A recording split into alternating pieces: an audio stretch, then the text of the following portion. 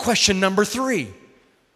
How do you tithe when you're not working, but you own a business?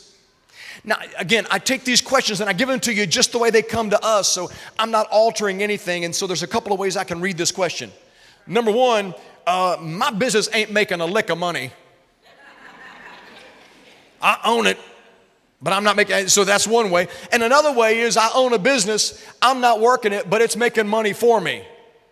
And I like those kind of businesses. I highly recommend that right there. That's good stuff right there.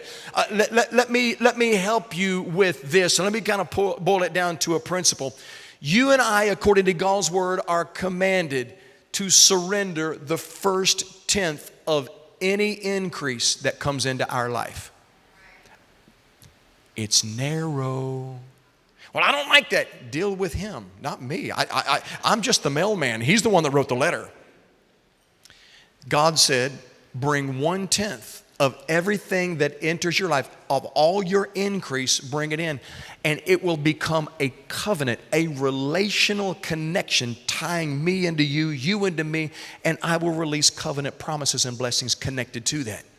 Deuteronomy chapter 14, verse 22 says this, set aside a tithe, a tenth of all that your fields produce each year. So watch this. If you've got an Airbnb that's out there working for you and producing while you're sitting at the house, good for you. Bring in your tithe.